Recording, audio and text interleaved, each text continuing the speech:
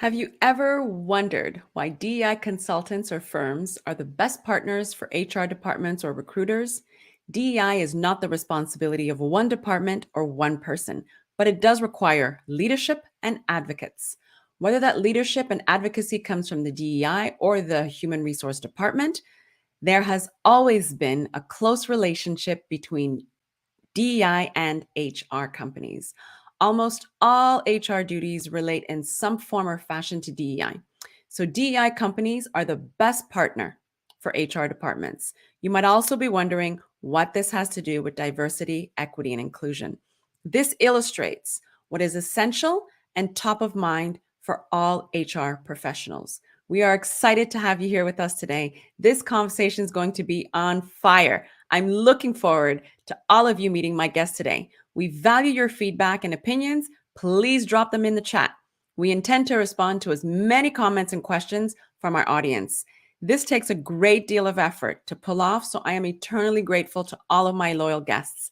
Every week, we create new content and always looking forward to you subscribing to our YouTube channels. My name is Rochelle Carrier, and I'm a DEI consultant and authoress of Emotional Intelligence, a toolkit for managing diversity, equity, and inclusion. The link to purchase the ebook will be in the comments.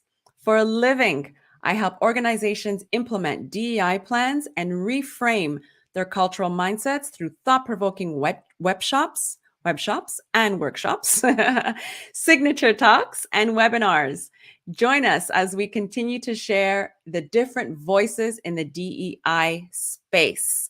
I am so excited to introduce a trailblazer. Julie Turney is a heart-centric and people-focused HR professional with over 16 years of experience in the field. She is the brainchild of HR at Heart Consulting, Inc., a coaching firm she describes as the HR safe space. Julie created her firm as part of her healing process through her second bout of HR burnout to help HR professionals struggling to connect theory to practice and deal with the emotional weariness of working in the profession. Julie is also the lead organizer of Disrupt HR Caribbean for Barbados, Jamaica, and Trinidad. Also, the host of HR Sound Off podcast show. And she is also the author of the book Confessions of an HR Pro, Stories of Defeat and Triumph. Julie is on a mission to raise awareness around mental health in HR and demystify the many misconceptions in the profession as she connects the HR community. We are here today with Julie. Welcome, Julie. We have read your bio Oh, and we want to allow you the occasion to welcome yourself in your distinctive way. We want to get to know you and to connect with you genuinely. thank you. Welcome. Thank you so much for having me, Rachel. I really appreciate it. Hi to everyone who is here today. It's such a pleasure to be here and share space with you guys. I am a mom and a wife, first and foremost, daughter, sister, and all those other things. But I have three beautiful children, two boys, one girl, and they are my heart, my pride, and my joy. And I got into this space as a way for me to kind of not just be a safe space for HR professionals, but also as part of my journey of creating legacy for my children, that they could see the importance of not just working in companies for the sake of working, but also that they could see the importance of building their own story, their own journeys, wherever it takes them, that anything is possible. And that's kind of how I crafted this journey and created HR Heart Consulting. I worked in HR, core HR, for 16 years. And during those 16 years, I saw a lot of tears from my children. I saw a lot of frustration from my children in terms of just, mommy, you work too hard. Mommy, you work too long. Why are you so sad? because it's so hard not to bring home a lot of the burdens and struggles that you face in the profession. And then you don't realize the trauma that it causes your family until they say something. And my children were very vocal about that as they started to get older and recognize the stress that I felt from being in my role. And I loved what I did. But because I was so empathetic, and I'm a huge empath, my children felt it. And I just felt to myself like there has to be a better way for me to find quality time where it's okay for me to take my kids to school, where it's okay for me to pick them up from school, where it's okay for me to, just sit with them for a little bit if they're afraid, if they're ill, that it's okay for me to stay at home with them. And it's okay for me to strike that balance. And I didn't feel that for such a long time. And then I burned out twice. And the second time, almost fatally so. And if it wasn't for, having those moments where I was able to stop in my tracks and figure out, look, this is not sustainable. And your family and your friends who really love you have been telling you this for a long time. There has to be a better way. And in finding that journey of healing for myself, I found HR at Heart, or it found me. And that's where I am today, advocating for HR professionals and just providing them a safe space because we need it. Opportunities to heal, thrive, learn, grow, and just feel safe about the information that we want to share, about the frustrations and the hurt and the angers and the uncertainty that we feel as HR professionals that we don't show to our leadership because they expect us to be happy, bouncy, jovial supporters, or our employers, or our colleagues because we're so prideful. So that is where I am today. Oh, that's beautiful. I think also, and I don't mean that lightly when I say it's beautiful, I think also it's important to be aware of where you're at during those moments so that you can understand where you can go. Yeah. And until we have, and I say we because I've had a burnout. I've had Mm-hmm. burnouts for 25 years, and I Mm-hmm. didn't know they were actual burnouts. I thought it was part of the process to be tired all the time. Yeah. And Mm. it's the past one I had was before I started, all my different ventures, and Yeah. it was when I realized, like you, that I need to drop off my daughter in a happy mood. I need to pick her up and be in a happy mood. I need to be more engaged with her. Mm-hmm. And this is the one and only time that we get to spend with our children is now, because Yeah. as they get older, they're going to be off on their own. Mm-hmm. And like you, I don't want to be the parent looking back and saying, what have I done? Why could I have not spent more time with them? Yeah. Yeah. Right. It's such a critical time in their lives. I mean, my children are teenagers heading into their 20s, and I have one in his 20s. This part of life is the most challenging part for them, and I want to be there for every part of it. And yes, I have regrets about what I missed when they were younger, but I'm here now, and I'm going to show up now the best way that I can. Right.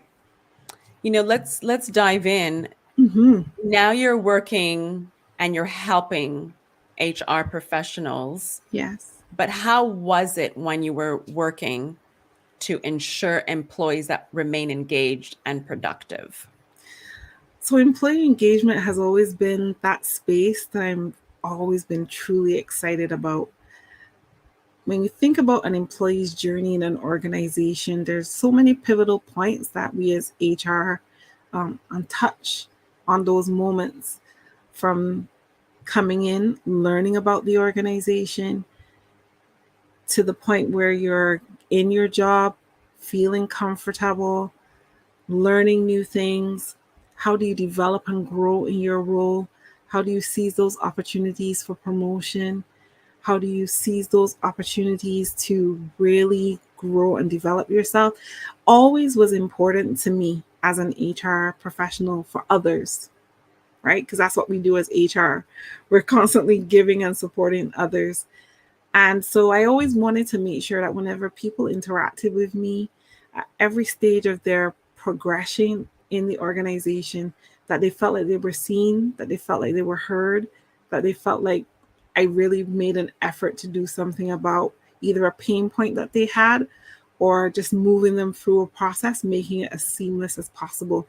And employee engagement is not an easy thing when you think about all the different dimensions that come with it. Having supportive leaders who really take the time to understand their employees and their personality types, where they will thrive, what you need to do so they can thrive, what you shouldn't do to stop them in their tracks from growing. So these are all things, and science matters to me. And I think employee engagement and science go hand in hand. So for me, learning those things and then putting things in place to help employees grow and thrive and making sure products and services are things that they really needed was truly important to me. Right. You know, we have, I think it's interesting because you said you were an empath Mm, and how much you gave others to allow them to feel engaged and welcome. And that's part of inclusivity. yep. Oh yes. Understanding the people that you work with is so important. And in every organization that I've ever been in, from I would say maybe for all of my HR career, actually, every organization that I've been in, I've always had people who I worked with from different cultures. I live on the island of Barbados. A lot of the organizations that I've worked with are international businesses, Fortune 500s, startups, Fortune 100s. And there's always been that element of expat, local. And so cultural diversity and helping people to understand cultures has been a huge thing for me in terms of helping people to feel like they belong, right? Because if you can't, how do you help an organization to feel like they belong if they don't understand each other's cultures? So bringing in that element of cultural diversity and educating people on, hi, this is Rachel, and Rachel comes from the US. This is the part of the US that she comes from. This is, how her working style is. These are some of Rachel's favorite dishes. This is what Rachel likes to do. And this is Barbados. And this is who we are as Barbadians and what we love to do. Because a lot of times, you hear people say, well, when in Rome, but still you want the Romans to understand what happens when you're in Italy, right? So it's really important that we create those spaces so that people can feel like they belong, and cultural diversity plays a very big role in that. So I'm glad you raised that. Right. I think it's more than, I've been in spaces where it was, let's celebrate. I'm going to use this as a very broad, a certain holiday, Yeah. whether, Christmas or Hanukkah Mm-hmm. or, Cinco de Mayo. Cinco de Mayo. Exactly. Mm-hmm. And I think it's a step, but it's not just enough. No. Right? Like you said, Mm-hmm. it's where is she from? What does she like to eat?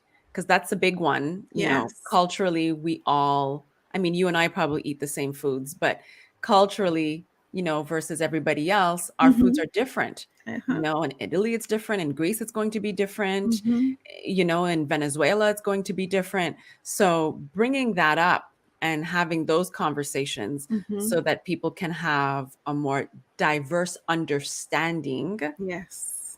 right, of where Rochelle comes from Mm-hmm. will definitely help on starting the process of inclusivity. Mm-hmm. So I Definitely. Mm-hmm. I agree with you. There's a Yeah. LinkedIn user here, and she says something here. She says, or he says, it's a LinkedIn user. Mm-hmm. I've had burnouts too. It's even more tough when there is no one to turn to, either because they wouldn't understand or because most people don't want to listen to other people's problems. Mm. Burnout is isolating and mentally challenging. Oh man, I feel you there. It's true. And if you're in HR, I think it's important to recognize that it's not just about the burnout. As I said before, I'm an empath, a huge empath. And one of the things that we also feel as HR professionals is compassion fatigue, not to be confused with burnout. They're two completely different things, right? So burnout is that, as you said, an overextension of stress that ultimately leads to this tiredness, frustration, brain fog, all of those things, right, Rochelle? And then in compassion fatigue is now because you're holding so much space and you're taking on so much from people, you are vicariously being affected by their trauma. That's compassion fatigue. It's completely different, especially when you're in moments where employees either don't want to be helped or you're not able to give them the help that they need because the organization, the leadership is pushing back on it. Either way, you're in a defeatist position, right?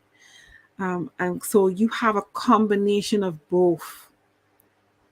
It's not just about the burnout. You have both. And in the DEI space, even more so, especially if you're a DEI person who has been hired as a token hire. So like you're hired to be the DEI person on staff, but you can't, your hands are tied and you can't roll out the projects that you wanted to roll out because the organization just wanted to have a DEI person. And that's it. Right. Right. It's Mm.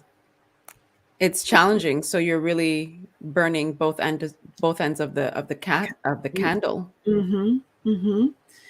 And burnout gives you the physical exhaustion, but compassion fatigue gives you the mental exhaustion. Right. Right. Mm-hmm. There's another person. Thank you so much for chiming in, Nicole Tinson. She said, so many of us really deal with this. I'm happy Julie created this space for professionals and Rochelle for hosting this space. We aren't alone. Yeah, Mm, you're definitely not alone. In the words of Lisa Nichols, Yana, you are not alone. absolutely. Mm-hmm. So, how would you attract and retain diverse talent? So many different ways that we really have to go about it, but starts with intentionality, right? What do we mean when we say we want to attract and retain diverse talent? And I think I remember a long time ago listening to Taryn Ellis, one of my favorite people.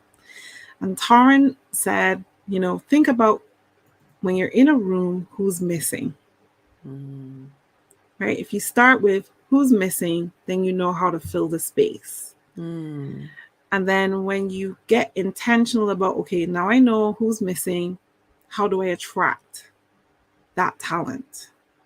Means you have to understand that person's needs and that person's culture. And you have to understand their story, right? So the research is important. I think the best recruiters are the recruiters that take the time to understand their clients or their potential clients, not just from the perspective of the job that they're looking for, right. but the space that they're looking to be in and how they want to belong in that space and how they want to make a difference in that space. But understanding their story is equally as important. So you're more than that ATS system. You actually see people. And Right. so when we're going through that recruitment process, then we bear those things in mind. Is like we almost have a persona for the people that we're looking to recruit. What does that person look like? What is their background? Do they have a family? Do they like dogs? Do they like being outside? Like really get into the nitty gritty of the persona of your potential hire and really getting to understand that person.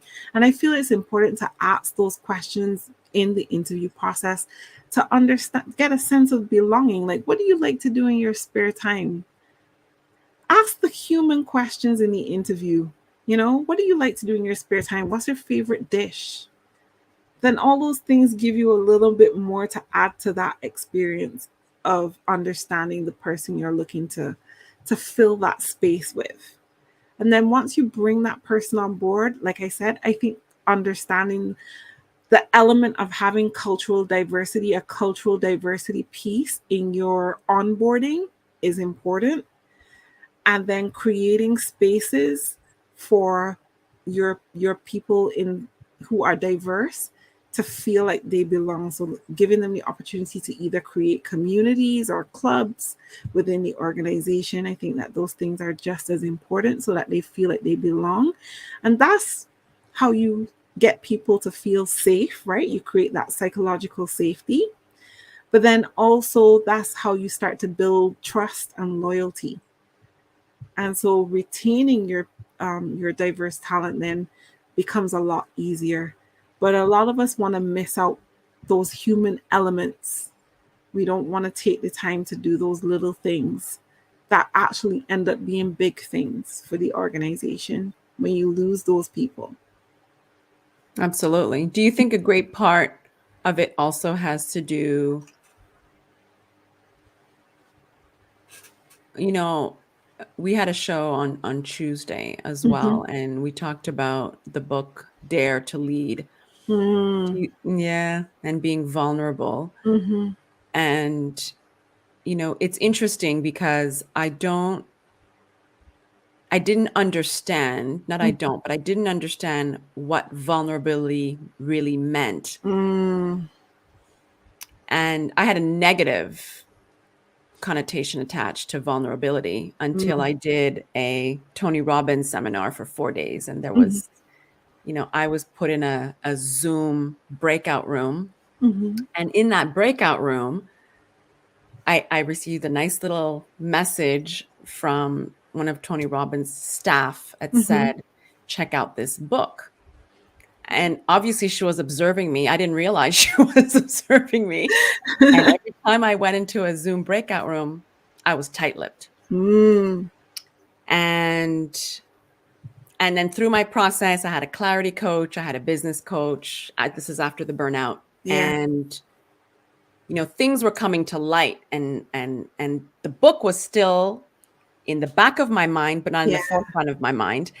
And then finally, somebody else mentioned this book to me, and then 4 months later, I read it, and I realized Mm. that. And it's I'm not saying it's all organizations, No. I No. it's definitely there.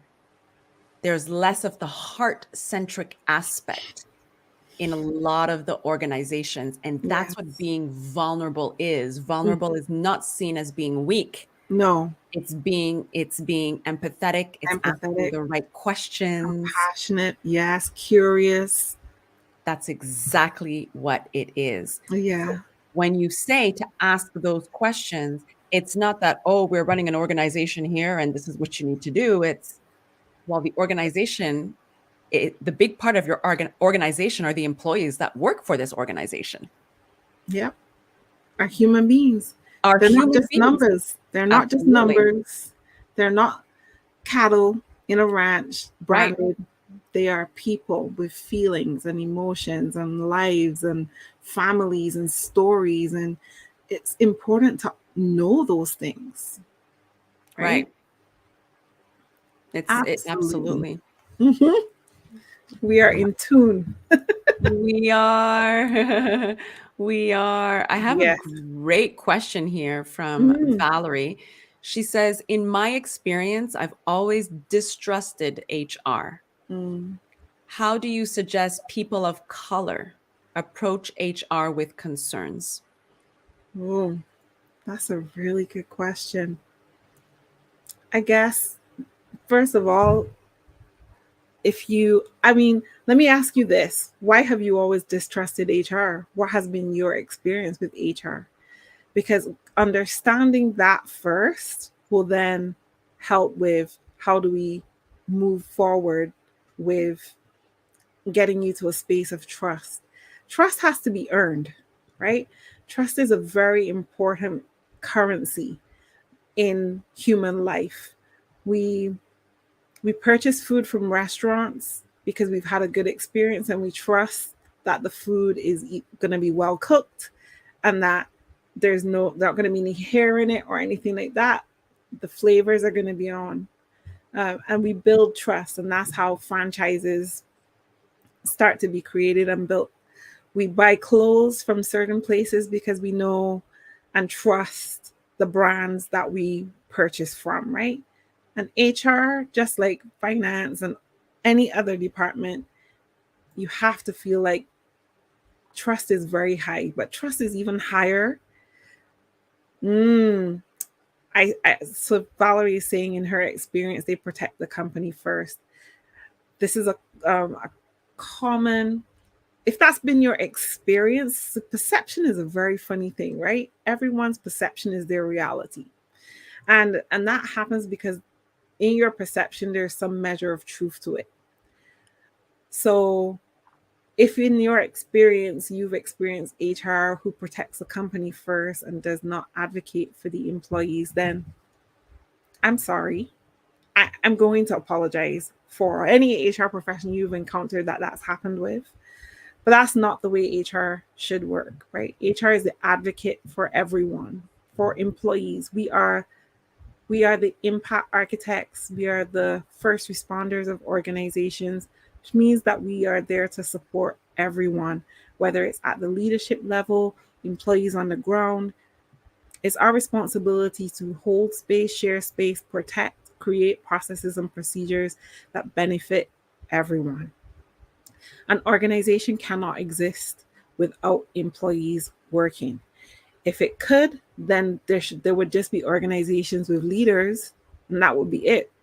But they need people to get things done. And so advocating for your people is important.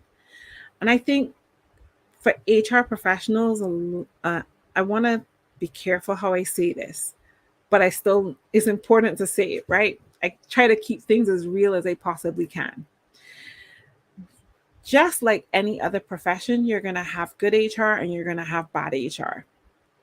And I have said for years that for the people who are in it just for the sake of being able to boss people around and wave their power and wield their power and unfair people and not be heart centric, those, if that's you, if you're all about the paper and you're not about the people, if you're all about the process and you're not about the people, you are not practicing HR correctly.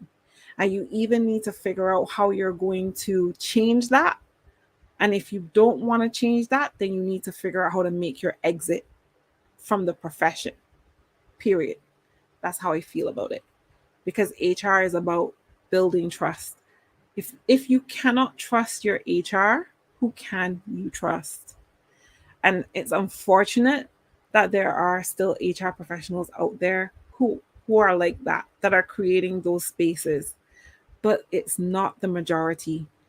If you check this platform, LinkedIn, you will see that there are millions of HR professionals. I think the last time I checked, there was about just over 18 million HR professionals on LinkedIn.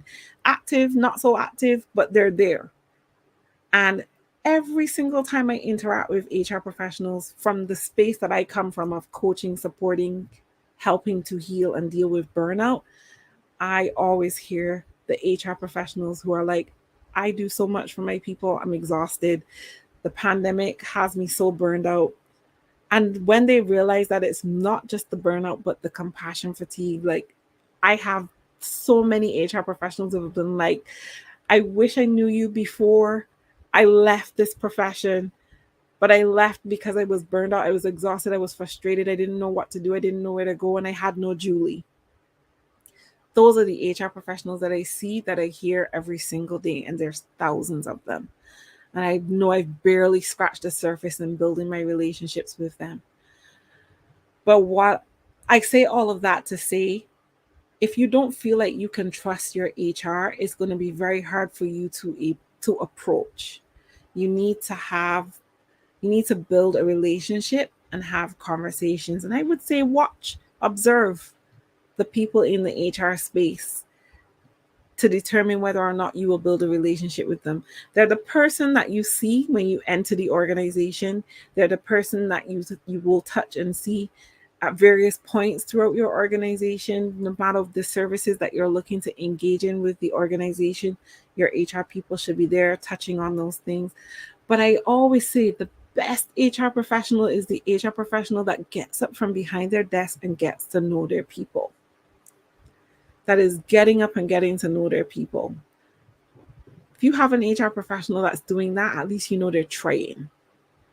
And that means that it makes it easier for you to approach them. But if you have an HR professional who's stuck behind their desk with their door closed, you don't know an inch, a thing about them, it's going to make it a lot harder. And if the only time you see them or hear them is when they are wielding organizational mandates and policies, then it's going to make it harder for you to build trust. The best HR professionals are the ones that are getting up and getting into the nitty gritty and getting to know their people. Right. Yeah. You know, you dropped a lot of good nuggets. I think also what's really important, like you said, you know, because obviously you've spoken from a position of when the employee has already been hired. Mm-hmm. And I believe also, and we had a doctor on our show.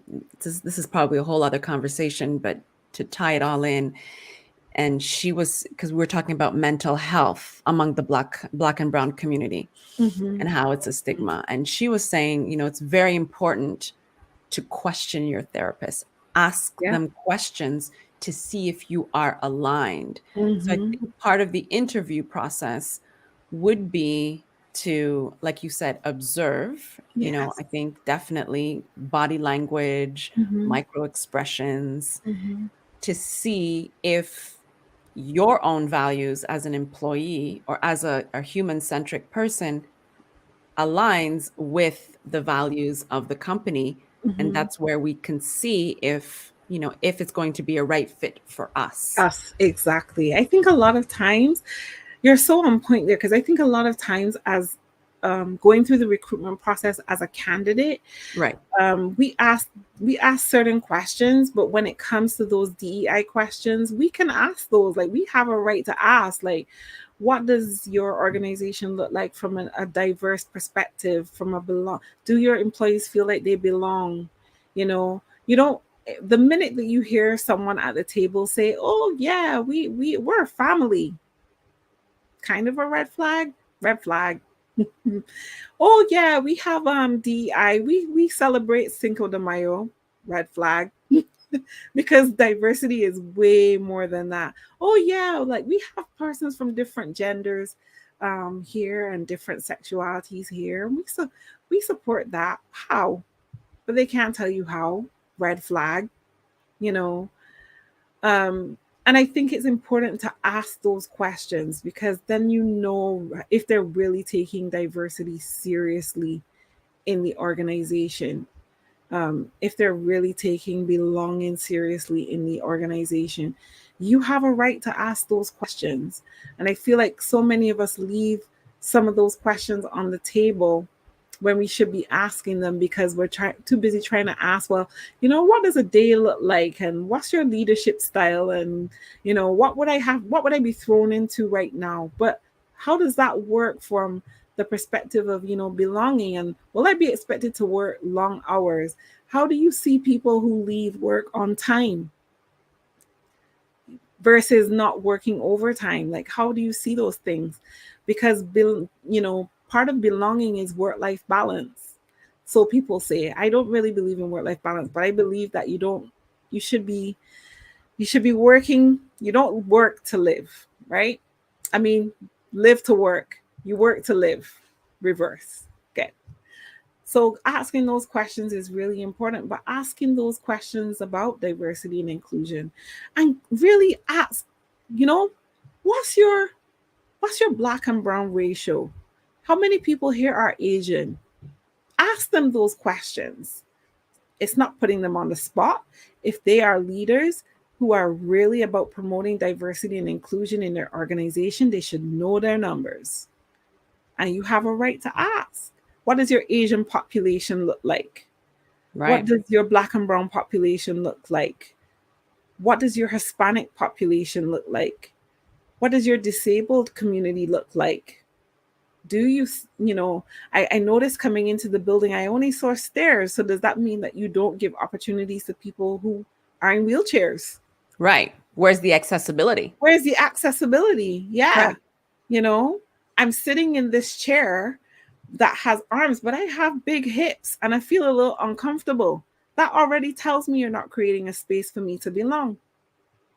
Because, it's not just about the race, the gender, but it's about, and I talk a lot about fat shaming because it's so important, not just because I'm fat, but because I think it's important, regardless of whether I was fat or not, people who are fat should feel like they belong to. And if I am creating a space for an interview where I have these chairs that have arms on them that people with bigger hips won't be able to sit in comfortably, I'm already saying this space is only for skinny people.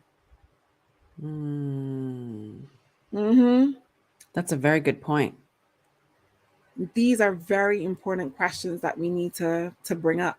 If you're asking the same la-di-da questions that someone with autism cannot relate to, again, how are you creating a space of belonging for people with neurodiversities? So these are very important questions that you as candidates, as potential candidates, have the right to ask these organizations. If they're putting their numbers out there, you can pull them and take a look at them and say, oh, well, I noticed in the last report that your organization did, your Black and brown hires in leadership was less than it was 2 years ago. What's the reason for that? Right. Ask them the questions. Ask them the questions because they need to answer them. That's how you hold them accountable. I agree.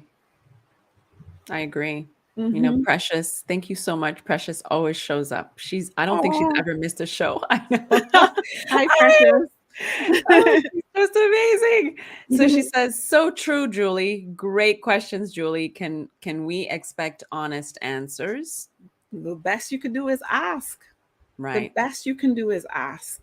But again, as I said, the recruitment process is a two-way street. A lot of times we hire recruiters, and even they themselves, if you have a recruiter that can't answer these questions, you need to start thinking about, do you have the right recruiter working on your behalf, right?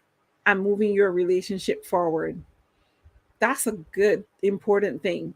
But then do your own research, do your own homework, look and see what those DEI statistics look like for that organization, because they do have that data out there. And you have the right to ask those questions, because that will tell you, is this a space that I really want to go and work in? Will I really belong in this space?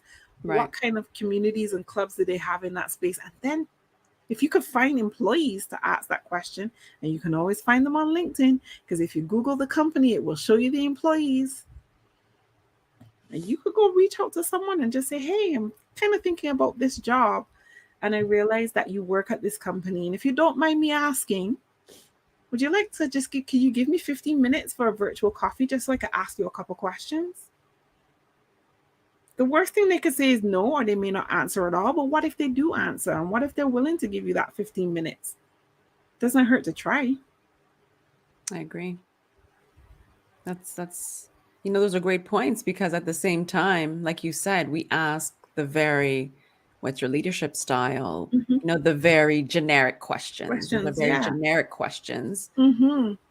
It's leading up to what really the candidate wants to know, but it's that courageous question that's going to bring the truth out. Or if it doesn't come out in words, it'll come out in, like I said, micro expressions. And a point where you see that they're feeling uncomfortable with the questions. That's already a clear indication that if someone is not able to answer the question, then that's a clear indication for you to either hop. It's so true.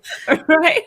I always say to people, like, what are your non-negotiables? Like, if going into a job, what are your non-negotiables? Do you have a checklist of non-negotiables? Now, you might have it mentally, but sometimes you might need to write it down. And I always encourage people, write your list of non-negotiables. And as you go through, it will help you to figure out the questions that you want to ask for when people leave stuff on the table. Because during that interview, you're like, oh, is it okay if I make some notes? Sure. That time you got that list of non-negotiables there. You could tick those, you be ticking those off. You can tick them off mentally. But for if you want to work in a space that is really embodying diversity and inclusion, you should have that checklist for yourself. What are my non-negotiables? And am I willing to ask these questions in order to move myself forward in this interview process? Those are very important questions that you need to answer, but that's a way you can prepare yourself. Have a checklist of your non negotiables. And as you go through the interview process, tick them off. Absolutely. I Mm-hmm. agree. That's a wonderful idea. And Precious thinks the same. She says, courageous questions. Yes. A LinkedIn user said that's a good idea. Mm-hmm. It's important. So how would you align people strategies to business objectives? First, you got to look at the business objectives, right? So, understanding where the business is coming from, know the business of the business, right? How your business makes money, loses money, how your business deals with building its talent pool and retaining its talent pool. And then once you have that information, you go look at your competition. Who's your competition in the same industry? What are they doing better in terms of their talent, keeping their talent? And you can see it. LinkedIn is available for everyone. You can research the companies. They're posting stuff on their pages, on their websites. Like, this is a free for all now in terms of having access to information and data like we never had before. And then who are the people that you are following? Like I always say, it's important for you to know like what McKinsey's saying, what Gallup is saying, what Forbes is saying, what entrepreneur is saying, and then look at those because that's where organizations are posting stuff about themselves. That's where the top 50 lists for top best organizations live, in those Gallup surveys and McKinsey and so on. And look at those, and then you can go look for the HR people because they're listed in those surveys and reports. Develop relationships with those people. Find out like what are they doing from a recruitment perspective. And then once you've got all that information, you can start to create an amazing people strategy that is not only on point for growth, for putting your people strategy, putting your people in a position to win today, but putting your organization in a position to win in the future. Because now you're able to be more futuristic, and look 10 steps ahead. You're able to be more agile and pivot when it comes to creating that people strategy, because you're not just coming from what your organization has and what they're looking to achieve, but you're also able to look at what the competition is doing and how they're looking to achieve it and how their HR people are looking to achieve it. And you've created this community of HR professionals that are willing to share that stuff with you. And then you go create that people strategy and you just shine and slay all day when you do Right. that. No man is an island. And so when you're looking to connect your organizational strategy to your people strategy, it's not just about understanding what the organization strategy is. It's about the people who they're competing with, the markets they're competing in, and how you make those changes by understanding how their HR people are working and operating. That's when we got to get rid of ego, right? I always Right. say, according to Dr. Rick Risby, I thank him daily for this quote: ego is the anesthesia that deadens the pain of stupidity. We got to get rid of ego, right? Put egos through the door, start building communities, start sharing, building strategies together. Everyone wins. Everyone wins when we do it that way. It's true. Makes sense? It absolutely does. And I think you're dropping some amazing gems. And if you haven't tuned in, please continue to tune in. We're dropping close to the Diversity Connects Us hour. We still have some time left. Thank you for all your comments and your feedbacks. They're so appreciated. Mhm. And as we continue, I have another question for you. And how would you develop diverse leaders? What strategies or implementations do you think should be adhered to for leaders, providing they're open? Yeah. So again, I think that it's important as professionals, building leaders in organizations, that we recognize that it's not just about whether people can do good work or not. And again, as I mentioned before, it's about who's missing. And then I also think after that, it's important to recognize, how do we put something in place that helps us to develop and grow leaders? And how do we do it in a way that people will be receiving, will be receptive? I almost had my dictionary closed off for a minute. That will be receptive to receiving the learning. When you think about creating diversity and creating diversity in leadership, who are the leaders that you already have existing in your organization that are from different diversities? Will they be willing to mentor and coach up and coming people in that space, so that you already have a mentorship circle, leadership circle that's happening from a diversity perspective? And also understanding your personality types, as where I was coming from before when I talk about the science of things, because science matters. And I know a lot of people shy away from psychometrics, but I think it's important to find out from, based on those reports that come out of the assessments that people do, what people's work style is. There's a company that I work with. I'm not plugging them, but they're very good, but I'm not plugging them, called Savile Assessments. And Savile Assessments is based out of the UK. And they have an assessment that I love to share with my clients, which is called Leadership Risk and Leadership Impact. And what it determines is, what is your risk to recruit, to promoting someone to a leadership position who is not ready? What is the risk to the business? And what is the impact to the team that they are going to lead? Because a lot of times we don't think about those things.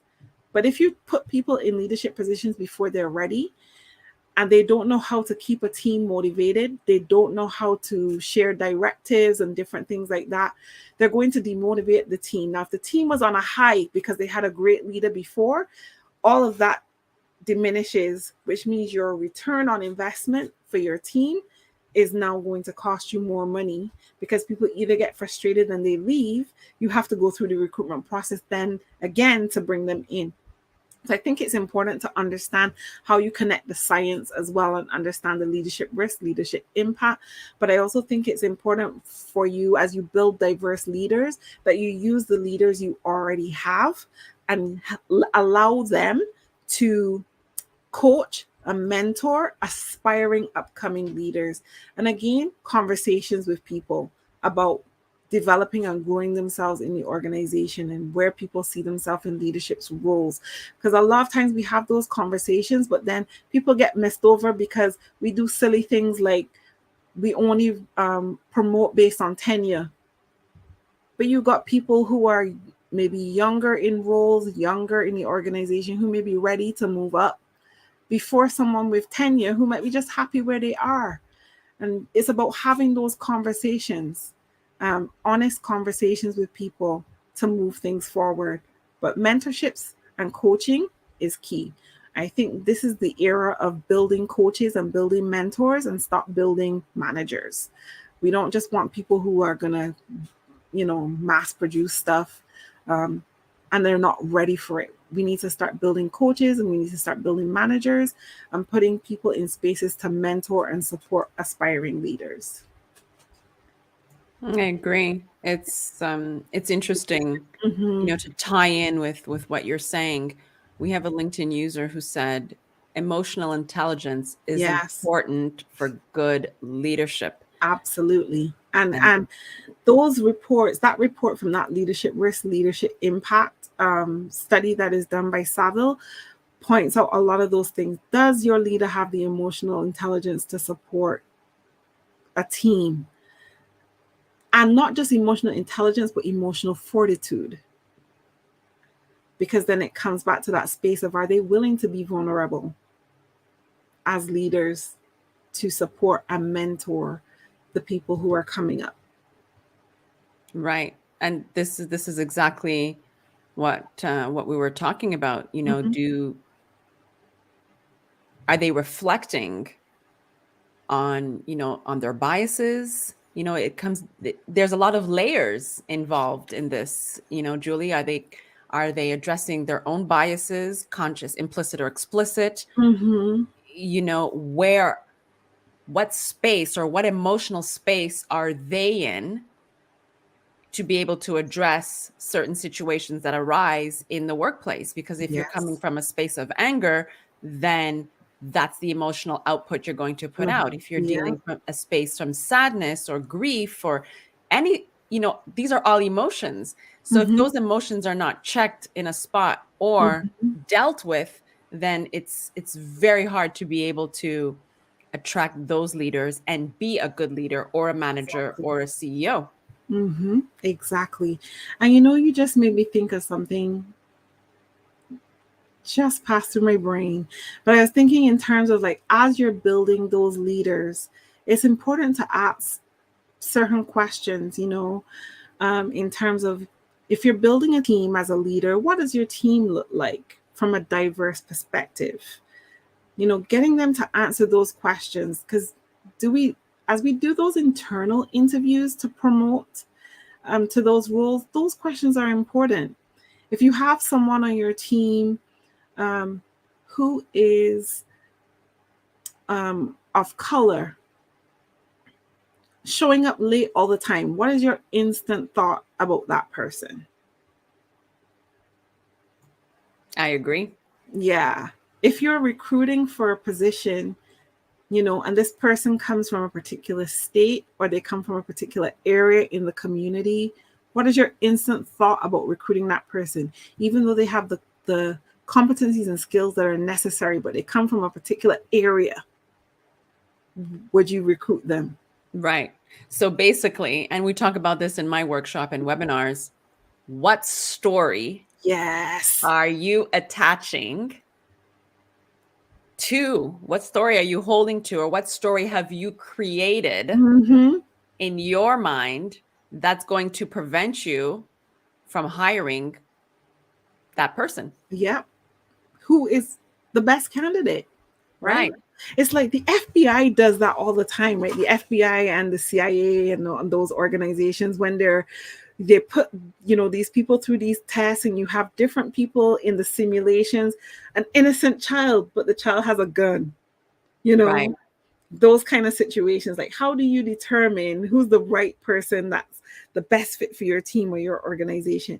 These are the kind of scenarios that we should be putting at our leaders to see how they're really thinking and feeling, and do they have their DEI nerve, their DEI muscle switched on?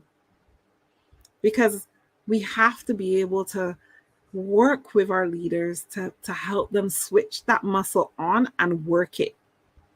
And that only happens if we put them in situations and give them scenarios to help them improve that. Right. How do you think we should power up the partnership between DEI and HR? Because before, Mm-hmm. I'd say DEI probably always existed. And I think now it's more in the forefront since the murder of George Floyd. Yeah.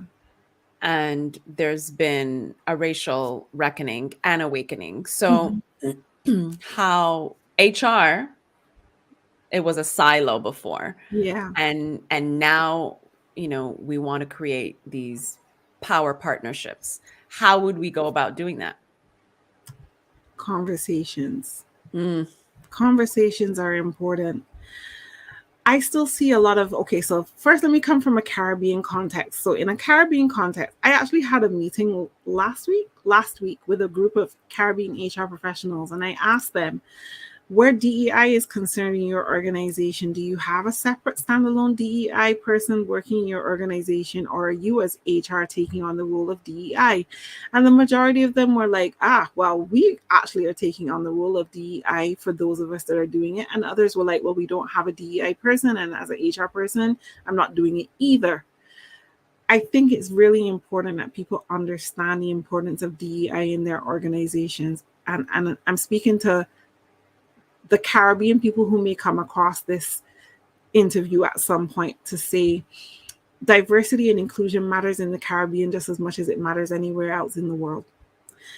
And when we talk about diversity and inclusion, we're talking about culture, we're talking about body types, we're talking about brains, we're talking about disabilities. There's so many other areas. It's not just about race, it's not just about sex, it's not just about gender equality. All of those things matter, but diversity is an umbrella of a lot of a bigger story, of a bigger framework. And so even if you're in the Caribbean or a country where your color is the majority, it still matters. And so you need to think about the importance of separating that role, because one standalone HR person focusing on DEI is a recipe for disaster. For those people who are in organizations where they have a DEI person, you are allies with HR, and HR is allies with you. And so you need to find ways to create opportunities for people to learn and grow together where they see that solidarity within HR and DEI.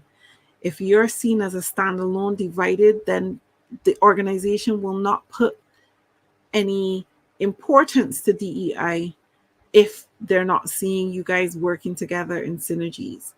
But when they see you together and they see you in the fight together and they see you going through this together, then they recognize, we need to pay attention. If you're in those DEI roles where you feel that you're just a token hire and you're not able to do your job, then you need to be honest with yourself and think about, is this the place I really want to be and that I need to move on? But dialogue, allyship is important. Every role in the organization matters, but when HR and DEI are together, they are stronger together. So we Absolutely. need to work on that. Oh, that's amazing. Oh, you've just dropped a diamond. It came out of the rough, which was what I said before. Exactly. Hence why it's a diamond. This has been wonderful. As we reach the top of the Diversity Connects Us hour, you would definitely benefit from Julie Turney's LinkedIn page. She's heart centric. She helps the burnout professionals. She can be a wealth of information. She's the brainchild of HR at Heart Consulting Inc.